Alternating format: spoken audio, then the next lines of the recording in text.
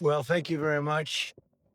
And that was very unexpected, but incredibly acted upon by Secret Service and law enforcement. And this was an event dedicated to freedom of speech that was supposed to bring together members of both parties with members of the press. And in a certain way, it did, because the fact that they just unified us to a room that was just totally unified. It was in one way very beautiful, a very beautiful thing to see a man charged a security checkpoint armed with multiple weapons. And he was taken down by some very brave members of Secret Service, and they acted very quickly and have just released, for purposes of transparency, clarity. I've ordered it to be put out. You probably have it by now, put out on Truth and put out on many of the platforms. A tape showing the violence of this thug that attacked our Constitution, and also showing how quickly Secret Service and law enforcement acted on our country's behalf. Really did a great job. One officer was shot, but saved by the fact that he was wearing obviously a very good bulletproof vest. He was shot from very close distance with a very powerful gun, and the vest did the job. I just spoke to the officer, and he's doing great. He's great shape. He is has very high spirits, and we told him we love him and respect him, and he's a very proud guy. He's very proud of what he does, Secret Service agent. And we looked at all of the conditions that took place tonight. And I will say, it's not a particularly secure building. And I didn't want to say this, but this is why we have to have all of the attributes of what we're planning at the White House. It's actually a larger room, and it's much more secure. It's drone proof. It's bulletproof glass. We need the ballroom. That's why Secret Service, that's why the military are demanding it. They've wanted the ballroom for 150 years for lots of different reasons, but today's a little bit different, because today we need levels of security that probably nobody's ever seen before. But everyone owes a tremendous debt of gratitude to the courage of law enforcement, the law enforcement, and working with the DC police. And we just spoke with the mayor.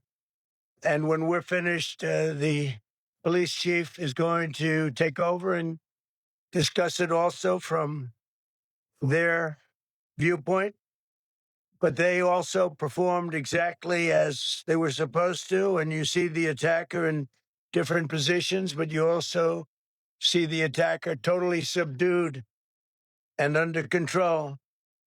So, as you know, this is not the first time in the past couple of years that our republic has been attacked by a would-be assassin who sought to kill.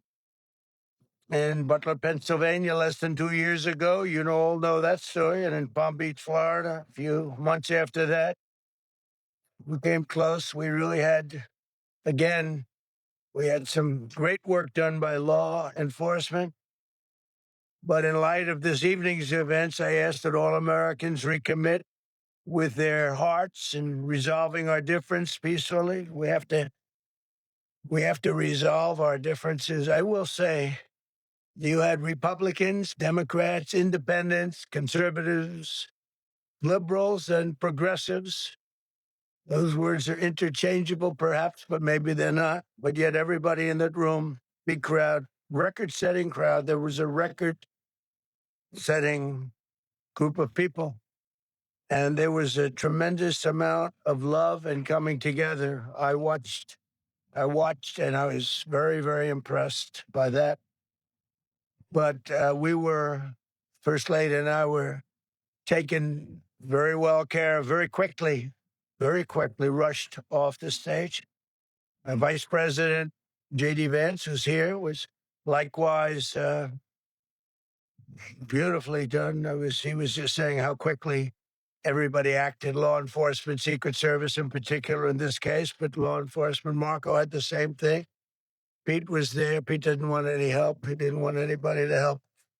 He doesn't want anybody to help him, but he did get some, didn't you? And I think you also said that it was very impressive. So with that, I'd like to ask Todd Blanche to come up, say a few words, and tell you it's already underway. The man has been captured. They're going to his apartment. I guess he lives in California, and he's a sick person, a very sick person. And we don't want things like this to happen. I think it's very important that I say, though, and I told the representatives of the evening, they did such a beautiful job. It was such a beautiful evening. And again, they're talking about free speech in our Constitution. That's what it's all about, not just White House correspondence. It was really based on free speech in our Constitution. But I said very importantly that we'll do it again within the next 30 days, and we'll make it bigger and better and even nicer. So I just want to thank everybody that was involved. I also want to thank the press, the media. You've been very responsible in your coverage. I will say I've been seeing what's been out. You've been very responsible. So Todd Blanche, I'd like to say a few words. I know we're going to have cash, and then you're going to go on.